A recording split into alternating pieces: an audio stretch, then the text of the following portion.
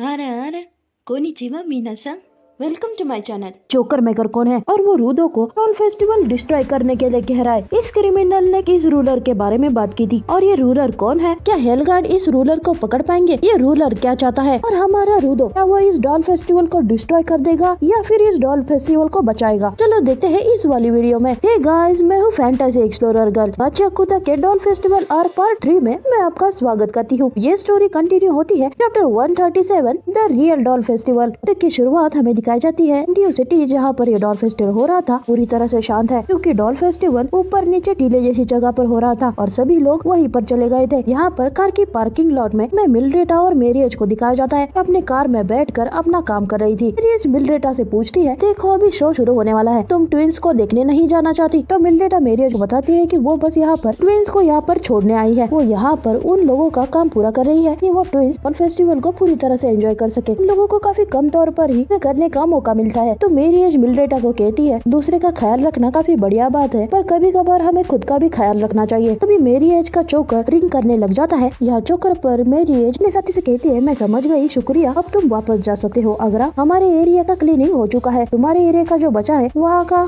Cleaning हम संभाल लेंगे। मेरियज कहती है कि इसे रहने दो क्योंकि हम लोग और भी स्टेटस रिपोर्ट के लिए इंतजार कर रहे हैं। मैं इन पेपर्स को ऑर्गेनाइज कर रही हूँ। मुझे तो आज तक समझ में नहीं आया ये सेमियो इस सबको कैसे हैंडल करती है। मिल्ड्रेटा कार के बाहर कुछ आहत महसूस करती है। बाहर कुछ दिखाई नहीं देता, पर फिर भी वो अपने ड्रिंक का एक सिप लेते हुए कहती है, कुछ तो गड़बड़ है। ये भी अपना काम कंटिन्यू करते हुए कहती है, तुमने नोटिस किया? मुझे भी ऐसा ही लगता है। इस एरिया में हाई अलर्ट की गंध आ रही है। भी इनके कार का दरवाजा कोई जोर से खोलता है और कहता है, ये हेलगार्ड से, तुम लोग यहाँ पर क्या कर रहे हो? गार्ड काफी हॉस्टिलिटी से ही लोगों से पूछताछ कर रहे थे। तभी मिल्ड्रेटा और मेरियज अपना हाथ उठाते हैं। मेरियज यहाँ पर कहती है, इतने सारे हेलगार्ड, ये सब किस लिए? सीन चेंज होता है। हम देखते हैं रूदो को जोकर मेकर से भाग रहा था और उसके पीछे यहाँ पर डॉल फेस्टिवल चल रहा था। सभी लोग खुश थे, चेयर कर रहे थे। फेस्टिवल में आए कंटेस्टेंट ने डॉल वाले फ्लावर्स को दिखा रहे थे और हम एक छोटी बच्ची भी देख सकते हैं जो कि एक कैट आई को उसके सामने पेश करती है। एक्चुअली में मुझे इसे देखकर पोकेमॉन वाले म्यू की याद आ गई। ये म्यू जैसा नहीं है, कुछ अलग है, पर सभी लोग इस छोटी बच्ची के इस परफॉर्मेंस को देख रहे थे और एंजॉय कर रहे थे। ये सब चल रहा था। इधर रूदो जोकर मेकर से ये सुन रहा था, तुम्हें डॉल फेस्टिवल को डिस्ट्रॉय करना होगा रूदो सारबारी। ये सुन रूदो के होश उड़ जाते हैं। वो अपने मन में सोचता है कि जोकर मेकर की जरूरत है क्योंकि उसी से ही मुझे शहर पर वापस जाने के क्लू मिल सकते हैं। कि कोई रैंडम आकर बता रहा है कि वो जोकर मेकर है और मुझसे डील कर रहा है। इस ऑर्डर पर सोचने के लिए टाइम लगने वाला है। पर मैं रूदो की सोच को जैसे पढ़ लेता है और कहता है, हम लोगों के पास सोचने के लिए जरा भी टाइम नहीं है। मूवमेंट पर अगर तुम वहाँ पर मौजूद हो, ये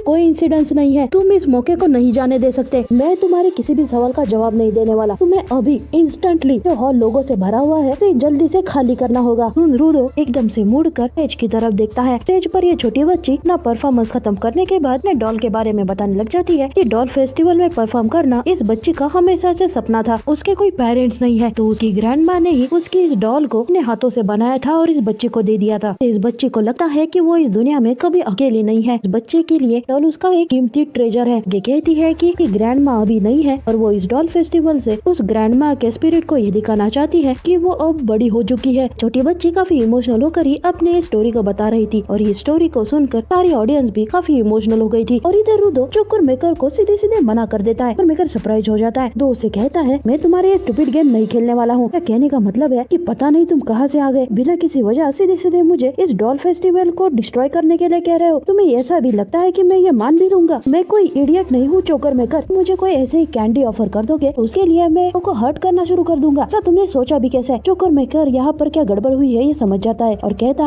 है लिली ने तुम्हें ठीक से सारी बातें एक्सप्लेन नहीं की है। मुझे माफ करना, मैंने ही लिली को बताया था कि वो तुम्हें ज्यादा कुछ ना बताए, पर मुझे यहाँ पर लगता है कि उसने तुम्हें ऑलमोस्ट कुछ भी नहीं बताया है। मुझे ही तुम्हें सब कुछ समझाना पड़ेगा। देखो, हमारे पास अभी टाइम नहीं है, तो मैं तुम्हें शॉर्ट में ही सब कुछ बता देता हूँ। ये जो पूरा हॉल लोगों से भरा है, इन लोगों को मुझे बचाना है। तो हम लोग अगले पेज पर देखे हमें एक दूसरी जगह दिखाई जाती है। एंट्रेंस पर एक स्टाफ खड़ा था जो सामने से कुछ लोगों को आते हुए देखता है, जिन पर वो चिल्लाकर कहता है कि बिना किसी अथॉरिटी के तुम लोग इस जगह पर नहीं आ सकते। ये लोग हेलगार्ड थे जो कहा इसे घास डालने वाले थे। गोका सीधा सीधा इसे बाजू कर करके इस दरवाजे के अंदर चला जाता है। और इधर जोकर मेकर रूडो को बता रहा था कोई जोकर को मकसद से यूज करने वाला है। वो दुष्ट आदमी सालों से ही इस प्लानिंग को किया जा रहा है। फिर हमें विक को दिखाया जाता है जिसे कहीं पर कुछ गड़बड़ समझ में आती है। वो भी हॉल के एंट्रेंस के बाहर से दूसरी तरफ निकल जाती है। जोकर मेकर यहाँ पर अपनी बात कंटिन्यू करता है कि उस दुष्ट आदमी को दुनिया पर राज करने का तरीका मिल चुका है। दुनिया पर राज करना, ये बात सुन तो शौक रहता है। हम हमारे टीम की तरफ देखे हमें दिखाया जाता है फूको, जो कि हमारे टीम से पीछे जाकर बैठा हुआ था। वो यही सोचता है कि उसने जब दूसरे लोगों से आउटसाइडर की तरह ट्रीट करते हैं तो उसे हर्ट होती है। इस बात का बुरा ना मानने की टेक्निक उसने मास्टर कर ली है। रियू फूको आवाज लगाती है। फूको कहती है तुम ट्विंस को जानते हो ना, अभी उनके परफॉर्मेंस का टाइम आ चुका है, हमारे पास यहाँ पर आओ और परफॉर्मेंस देखो। तो वो इधर काफी इमोशनल हो जाता है और काफी खुशी से ही जानका के पास आकर खड़ा हो जाता है। खुश हो जाता है कि फाइनली उसे किसी ने ऑर्डर दी है। फिर जानका चौंक जाता है। इधर रियू की तरफ ध्यान देती है। इन लोगों से दूर गए हुए काफी टाइम हो चुका है और वो सीधे सीधे डॉल फेस्टिवल को इग्नोर करके नहीं उस ब्राक के साथ क्या कर रहा है। मजाक में तो ये बात कहती है, पर इंजन काफी सीरियसली रूडो जहाँ गया है वहाँ देख रहा था। उसे समझ में आ रहा था कुछ तो गड़बड़ है। इधर ये जोकर मेकर कंटिन्यू रूडो को बता रहा होता है जिस आदमी से हम लोग अभी डील करने वाले हैं इस डॉल फेस्टिवल को अपने प्लान को एग्जीक्यूट करने के लिए यूज करने वाला है। तो यहाँ पर अनाउंसमेंट करके सभी लोगों को बताने वाला है कि वो एक नया रूलर बन चुका है और वो अपनी ताकत दिखाएगा। तो रूडो यहाँ पूछता है और कैसी पावर, पर मेकर बताता है रूल करने की ताकत। जानता हूँ कि यह काफी बकवास है कि इस आइडिया में किसी वॉर या फिर खून गमाए शांति से दुनिया पर राज करना, ऐसा उसका प्लान है। यह आदमी इस प्लान को पूरा करने के लिए मेरे जोकर के मदद से कुछ भी कर सकता है। और इन बातों के दौरान कोका हेलगार्ड्स को लेकर डॉल फेस्टिवल ऑपरेट करने के कंट्रोल रूम की तरफ भाग कर जा रहा था। लोग असली क्रिमिनल को पकड़ने के लिए ही जल्दी से भाग रहे थे। जोकर मेकर की ये बात सुन रूडो परेशान होकर ही पूछता है जोकर से कोई कैसे राज कर सकता है। मेकर बताता है जोकर ही एक ऐसी चीज है जिससे सभी लोग आराम से कम्युनिकेट कर सकते हैं। ग्राउंड पर हर किसी ने चोकर पहना है, हर कोई उस चोकर पर डिपेंड है। तक कि भले ही उन लोगों ने कॉस्ट्यूम पहने रखे हो फिर भी उन्होंने चोकर पहना है। इसलिए डॉल फेस्टिवल को खत्म कर दो। ये कोई रैंडम असाइनमेंट नहीं है। मैं तुम्हें कुछ सुना रहा हूँ। उस बुरे आदमी के लिए यहाँ पर जो भी इंसान है वो बस उसकी नजर में डॉल्स है जिन्हें वो कंट्रोल कर सकता है। रूडो ये बात सुनकर पैनिक हो जाता है और इधर दूसरी तरफ गोका रूम का दरवाजा खोलने वाला होता है। तभी स्टेज पर सभी लोगों को आवाज आती है, राइट एवरीवन, ऑल राइट, अब सब लोग शांत हो जाओ। रियू जानका रूडो अब स्टेज की तरफ ध्यान देते हैं और हमें दिखाया जाता है फेस्टिवल वाली सारी ऑडियंस को जो कि एकदम ट्रांस स्टेज पर चले गए हैं कि उन्हें कोई हिप्नोटाइज किया हो। डॉल फेस्टिवल में आए सभी लोग शांति से खड़े थे। गोका रूम के अंदर आता है। रूम में कोई नहीं था और इधर जोकर मेकर रूडो को कहता है जानता हूँ कि सभी लोगों को बचाने में अब देर हो चुकी है उस सड़े हुए इंसानी कचरे से जो कि है न्यूज रिपोर्टर म्योमा। इधर न्यूज रिपोर्टर म्योमा पर छलांग लगा कर आ जाता है। तो वह अपने आप को प्रेजेंट करते हैं सभी लोगों को कहता है यस वेल डन। ये चैप्टर यही खत्म हो जाता है। तो 138 सुप्रीम चैप्टर की शुरुआत होती है म्योमा से जो कि स्टेज पर आ चुका है, ऑडियंस के सामने खड़ा है। म्योमा अपने माइक का बटन ऑन कर देता है और ऑडियंस को तालियां बजाने की कमांड देता है। ऐसे ही ऑडियंस इन कंट्रोल स्टेट में होने की वजह से तालियां बजाने लग जाते हैं। फिर म्योमा ऑडियंस को जंप करने के लिए कहता है, ऑडियंस जंप करने लग जाती है। फिर म्योमा ऑडियंस को राइड घूमने के लिए कहता है तो सारी ऑडियंस राइड घूमने लग जाती है। तो सारे लोगों को अपने इशारों पर ऐसा नाचता देख म्योमा पूरे सेटिस्फेक्शन से हंसने लग जाता है। अपने ही आप को परफेक्ट कहता है। म्योमा वॉकी टॉकी ऑन करता है। अपने एक दूसरे साथी फ्लेक्स से पूछता है कि उसके रूल के पावर की रेंज कहाँ तक गई है। तो वॉकी टॉकी पर फ्लेक्स म्योमा को बताता है रेंज सेम है जितने की म्योमा नॉर्मल पावर के तौर पर यूज करता है। म्योमा के माइक का साउंड जहाँ तक जाएगा वहाँ तक म्योमा का राज होगा। दूसरे शब्दों में कहा जाए तो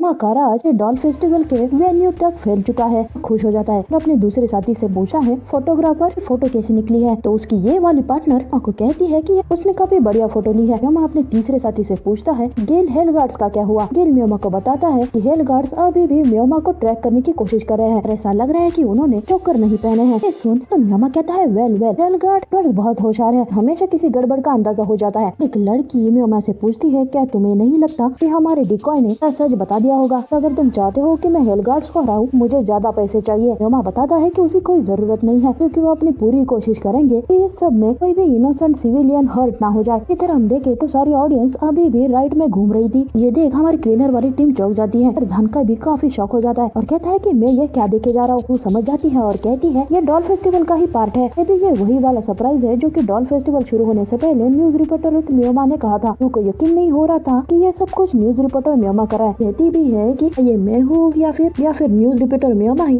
अपना कैरेक्टर चेक कर रहा है। हम जानते हैं कि रियू न्यूज रिपोर्टर म्योमा को हमेशा से ही न्यूज देते हुए दिखती आ रही है। तो रियू के लिए का ऐसे सामने आना काफी सरप्राइजिंग है। और इधर जोकर में रूडो से कहता है तुमने देखा ये है म्योमा की पावर। तो यहाँ पर समझ लेता है कि अगर उन लोगों ने उनके चोकर पहन लिए होते वो लोग भी ऑडियंस की तरह ही बन जाते। मेकर यहाँ पर आगे कहता है कि ये अच्छी बात है कि आज तुम्हारे दोस्तों ने जोकर को नहीं पहना है, पर तुम लोगों ने आज जोकर क्यों नहीं पहने हैं? तो रूडो बताता है क्योंकि इंजन ने उन लोगों को बताया था जोकर को घर पर ही छोड़ दे, और यहाँ तक ऑगस्ट ने भी कहा था कि उनके डिजाइन के साथ वो जोकर में नहीं दिखते, इसलिए उसने भी जोकर को पहनने से मना कर दिया। जोकर मेकर कंफ्यूज हो जाता है इंजन ने ऐसा क्यों कहा होगा। तो बताता है कि इंफॉर्मेशन ब्रोकर ने ही उन लोगों को बताया था कि कोई जोकर से उन लोगों की बातें सुन रहा है। तो इंफॉर्मेशन ब्रोकर का नाम सुनकर जोकर मेकर का कंफ्यूजन दूर हो जाता है। रूडो के कंधे पर इंजन अपना हाथ रखता है। डायरेक्ट रूडो के जोकर से ही जोकर मेकर को इंजन यहाँ कहता है कि तुम्हें ढूंढने के लिए हमें बहुत बड़ी प्राइस पे करनी पड़ी है, तो सबसे पहले तुम मुझे यहाँ पर जो भी हो रहा है वो सब कुछ बताओगे। जोकर मेकर इधर हम स्टेज की तरफ आए तो यस अभी भी राइड की तरफ घूमे जा रही थी। मैं इन लोगों को रुकने की कमांड देता है। वो कहने लग जाता है कि अगर मैं गलत नहीं हूँ हमारे बीच में एक स्पिरिट आ चुका है। वो माइक पर अनाउंस करते हुए रूडो को बुलाता है। रूडो सरबरे स्टेज पर आ जाओ। रूडो का नाम सुन गो का चौकन्ना हो जाता है, सोचता है कि वो यहाँ पर क्या कर रहा है। रूडो अपने कदम बढ़ाकर स्टेज की तरफ जा रहा था। उसे आता हुआ देख मियोमो कहता है तो मेरे लिए बहुत बड़ा सरप्राइज है, सभी लोग यहाँ पर आ चुके हो पर मुझे किसी ने बताया क्यों नहीं कि तुम यहाँ पर आने वाले हो। जब लिली ने तुम्हें उसका गिफ्ट दिया कि मैंने तुम्हें पहचान लिया था, और तब मैं काफी स्टन और स्पीचलेस हो गया। तभी मियोमा के मुंह पर छाते का जोर से फटका पड़ता है। ये इंजन था जिसने अपने अम्ब्रेला से मियोमा को मारकर स्टेज से काफी घसीटते हुए ही उड़ा दिया था। मियोमा घसीट कर बैक स्टेज के अंदर चला जाता है। इंजन अब काफी स्टाइलिश तरीके से अपनी गर्दन थोड़ी सी क्रैक करता है, और इधर रूडो भी जंप लगाकर स्टेज पर आ जाता है। मियोमा जब गिरते हुए बैक स्टेज की तरफ जा रहा था तभी उसके हाथों से माइक हारा गया था जिसे इंजन ने कैच कर लिया। रूडो गुस्से में मैंने सब कुछ सुन लिया है। मियोमा द न्यूज रिपोर्टर, तुम पैथेटिक लूजर कहीं के। रूलर में सच में ऐसा कुछ क्रिंज बनना है, और ऐसे गंदे कचरे के लिए तुमने जोकर मेकर के पैर काट दिए और उसके पेरेंट्स को मार दिया। तो बैक स्टेज से बाहर आते हुए मियोमा कहता है मुझे याद नहीं मैंने तुम्हें बात करने की परमिशन दी थी। ये अजीब बात है, तुमने जोकर पहन रखा है पर तुम मेरे ऑर्डर नहीं मान रहे हो। ओ मैं समझ गया, तुम्हें लिली से मिला हुआ प्राइज ये वही है ना। इसी अंधेरे से बाहर आ जाता है। उसके नाक से खून निकल रहा था पर फिर भी वो स्माइल करते हुए कह रहा था काउंटेस तुम काफी शरारत करने लग गए हो। जब माँ बाप दूर गए होते हैं ना, बच्चों को चुपचाप घर पर अच्छे से रहना चाहिए। ओह मैं तो भूल ही गया, नहीं तुम्हारे पेरेंट्स को मारा है। ऐसा कहते हुए मियोमा काफी बड़ी स्माइल दिखाता है जैसे कि वो सबका मजाक उड़ा रहा था। मियोमा की बातें सुन रूडो का गुस्सा मान होने लग गया था। तो मियोमा को कुछ कहे उससे पहले ही मियोमा और रूडो जिनसे कहता है ओ बॉय तुम लोग किसी अनजान आदमी के लिए सेंटिमेंटल फील कर रहे हो, ये तुमने कभी अपनी जिंदगी में नहीं देखा होगा। ऐसी ही सेम स्टोरी मैंने तुम लोगों को बताई दी होती तो क्या तुम लोग मेरे लिए भी सेंटिमेंटल होते। स्पेशली तुम इंजन द क्लीनर, मुझे बिना किसी वार्निंग के आकर हिट कर दिया। मैं मेरे लिए जरा भी बुरा नहीं लग रहा। तो इंजन अपने हमेशा के केयरलेस मूड में उसे कहता है कि वो रूडो की तरह किसी रैंडम आदमी के लिए इतना गुस्सा नहीं हो सकता, पर वो कभी उसे मिला भी नहीं है। इंजन आगे बताने लग जाता है कि ये रूल करने का जो कचरा है इसके बारे में सुनकर ही सेकंड हैंड एम्बेरसमेंट फील हो रही है। तुमा को उसके इस रेडिकुलस सपने से इनको जगा नहीं होगा। इसलिए इंजन अपने हाथों में का इंस्ट्रूमेंट उसका माइक दिखाते हुए कहता है मैंने तुम्हारा वाइटल इंस्ट्रूमेंट अपने पास ले लिया है, इसके सिवा तो तुम किसी को ऑर्डर नहीं दे सकते है ना। ये डॉल फेस्टिवल यहीं पर खत्म हो गया। तभी इंजन के सर के ऊपर से ही तो इस डूम के जो कॉर्नर से अंदर ये सारा डॉल फेस्टिवल हो रहा है उसके एक कॉर्नर से लाइट चमकती है। लेबल इंजन पर कोई शूट करता है। इंजन टाइम रहते ही शॉट से अपने आप को बचा लेता है। जिनको कुछ समझ में आए उससे पहले ही उसके हाथ पर शूट करता है जिसकी वजह से इनका हाथ का माइक छूट जाता है। इधर मियोमा कहता है द क्रिंज एम्बैरेसमेंट, लोग हमेशा दूसरों के अचीवमेंट्स पर जजमेंटल बन जाते हैं। हो सकता है शायद ये तुम लोगों ने आज तक की सुनी हुई काफी स्टूपिड नॉनसेंस बात होगी, पर कोई फर्क नहीं पड़ता। इस दुनिया में जो सुप्रीम है किसी ड्रीम का कंटेंट नहीं है। मियोमा अपने माइक को पकड़ लेता है, अपने वाइटल इंस्ट्रूमेंट को यूज करते हुए डर देता है वो इस सपने को हकीकत में बदलने वाला है। अब तो यही खत्म हो जाता है।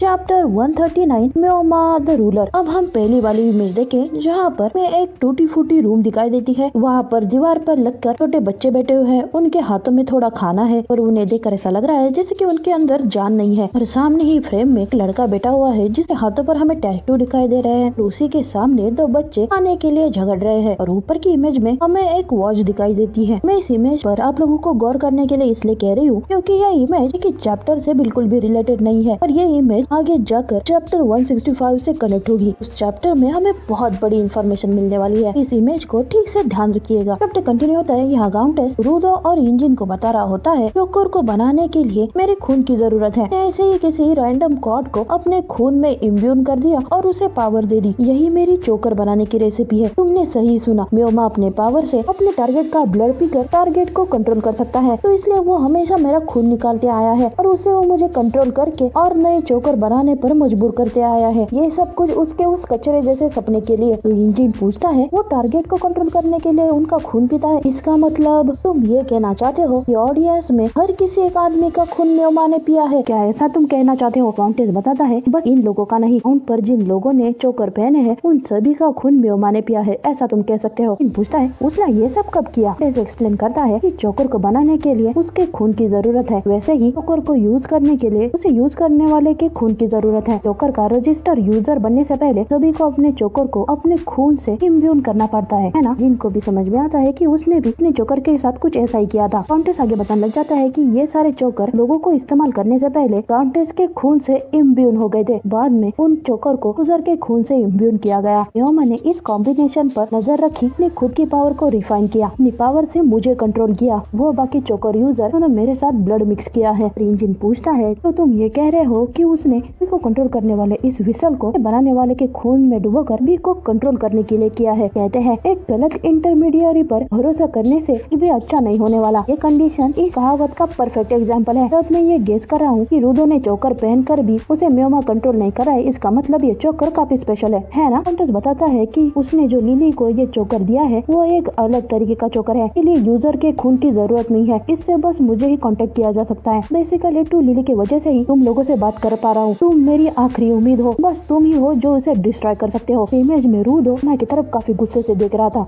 म्योमा अपनी पावर को यूज कर रहा था। फिर काउंटेस आगे कहता है ये पूरा ग्राउंड ही पूरी तरह से डॉल फेस्टिवल की तरह ना बच जाए तो प्लीज कचरे को साफ क्लीन अप करंट टाइम पर आता है। रूडो म्योमा के तरफ पॉइंट आउट करते हुए से कहता है कि यहाँ पर हर किसी के गले से चोकर निकालना बहुत मुश्किल होगा, हम लोग तुम्हारे हाथ से तुम्हारा माइक तो ले ही सकते हैं और फिर तुम्हें पीट कर ये सारा कचरा साफ कर देंगे। तुम यहाँ रूलिंग के बारे में बात कर रहे हो, तुम रियलिटी में बदलना चाहते हो, पर उसके लिए तुम लोगों के इम्पोर्टेंट चीजों को अपने पहले तरह कुचल रहे हो और तुम ऐसा करते ही रहोगे। इस वजह से तुम मेरी नजर में कभी रूलर नहीं बन सकते और ये बस मैं ही नहीं हूँ जो तुम्हें जो चाहे वो करने देगा। वो कैसे कहते ही माँ को अपने ऊपर से कोई आवाज आती है और उसी वक्त एच के इस बड़े से डेकोरेशन को तोड़ते हुए ही रियो और झान का एंट्री लेते हैं। झान का रियो यहाँ पर आते ही माँ को रोस्ट करने लग जाते हैं। यहाँ पर तुम्हें किसी ने भी रूलर बनने के लिए नहीं पूछा है, कल बॉल कही के। वो भी कहती है तुम हमारी प्राइवेट कॉन्वर्सेशन सुनते हो, क्रीपी हो तुम। और अब रूडो भी गुस्से से कहने लग जाता है मुझे अब इस बात से फर्क नहीं पड़ता कि मैं स्पेयर पर हूँ या ग्राउंड पर, और इस वक्त मन सीरीज के पीस के एक ओनर होने के तौर पर जोकर मेकर काउंटेस के तरफ से मैं तुम्हें मसल कर रख दूंगा। रूडो सीधा म्योमा को धमकी देता है। इस टाइम पर हम देखे इंजन पर नजर रख रहा है और पीछे फू अपने आप को चुरा कर बैठा हुआ है। अब वो अपने शूज ठीक कर लेती है जैसे कि वो भी लड़ने के लिए तैयार है और अगस्त उसकी बहन एशिया को इयन से एक सेफ जगह पर लेकर चले जाता है। और अब रूडो की ये धमकी सुनने के बाद हमारा रूडो को मैनिपुलेट करने लग जाता है। क्या तुम्हारी कभी ये समझ में आ रहा है कि यही सारी बातें हैं जो तुम्हें स्पेयर पर वापस जाने से रोक रही है? रूडो का दिमाग ही खराब हो जाता है। हम आगे कहने लग जाता है कि तुम स्पेयर पर वापस जाना चाहते हो, अपने पिता के हत्यारे को ढूंढना चाहते हो, भले ही वो तुम्हारे सामने है पर वो दिखाई नहीं दे रहा, तो तुमने अपने सपने को रियलिटी में नहीं बदला है। और इसी टाइम पर म्योमा के बगल में दो लोग आ जाते हैं, फ्लेक्स और गिल है। यहाँ पर फ्लेक्स तीनों के आजू बाजू अपने पावर से एक प्रोटेक्टिव स्फीयर बना लेता है और म्योमा यहाँ कॉन्फिडेंस से रूडो को कहता है चलो देखते हैं कि कंपैरिजन करके कौन सबसे बढ़िया है। इंजन जानकारी परेशान हो जाते हैं क्योंकि लोगों से लड़ने के लिए अब बराबर के ओपोनेंट आ चुके हैं। फिर म्योमा फ्लेक्स से पूछता है फ्लेक्स तुम्हारा ड्रीम क्या है? फ्लेक्स बताता है मेरा सपना आपको प्रोटेक्ट करना है माय लॉर्ड। म्योमा कहता है तुमने अपने सपने को रियलिटी में बदल दिया। म्योमा अब गिल से पूछता है तुम्हारा सपना क्या है? तो गिल बताती है शायद तुम्हें बचाकर और पैसे कमाना। म्योमा उसे भी कहता है कि तुमने भी अपने सपने को रियलिटी में बदल दिया है। म्योमा हमारी टीम को चिढ़ाते हुए ही ओ डियर तुम लोगों का क्या हुआ? एक मशहूर परिवार के सबसे नाकारा बेटे जानकार नेजिको तुम ताकत पाना चाहते हो पर हर बार उस जाबर से हार जाते हो। रास्ते की चीजें उठाने वाला इंजन तुम हमेशा दूसरे के काम में अपनी नाक अड़ा देते हो पर उन लोगों को कभी तुमने अपना असली नाम नहीं बताया। एक हिपोक्रेट जो मिस्ट्री में रहता है। रियो रिपर तुम्हारे पिताजी कैसे है? सवाल सुनते ही रियो की आंखें पूरी किलर इंटेंट वाली हो जाती है। म्योमा रूडो को आगे कहता है और रूडो सारबारे तुमने अपने पिता के हत्यारे से बदला नहीं लिया, ना तुम स्पेयर पर वापस जा पा रहे हो। तुम चाहे जितनी मेहनत कर लो आखिर में तुम्हें कुछ भी नहीं मिलने वाला। सच में कितने बेवकूफ हो तुम। सुन रूडो कंट्रोल नहीं कर पाता और वो सीधा माँ के प्रोटेक्टिव स्पेयर पर पंच करता है पर ऑब्वियसली उस पंच का कोई इम्पैक्ट नहीं होता। रूडो यहाँ पर गुस्से में था। स्पेयर को पंच किए जा रहा था, ये स्पेयर टूट नहीं रहा था और इस स्पेयर के अंदर से म्योमा अपनी जहरीली बातें बोले जा रहा था। इससे ज्यादा बकवास चीज कोई हो भी नहीं सकती। तुम में से किसी ने भी अपने सपने को रियलिटी में नहीं बदला है। तुम्हारे जैसे लोग यहाँ पर आकर मुझे लेक्चर दे रहे हैं जिसने अपने सपने को पूरा कर दिया है। क्या लगता है तुम्हें मैंने कितने टाइम से इस सब का प्लान किया होगा? मैं हमेशा एक्शन लिया है, मैं हमेशा वहाँ पर था। मैंने एक्शन लेने के लिए हमेशा प्रिपरेशन की है। एक्शन लेकर ही मैंने अपने ड्रीम को रियलिटी में बदला है। ये मेरा रूल करने का ये ड्रीम अभी आउट ऑफ फैशन लग रहा हो और मैंने मेरे सपने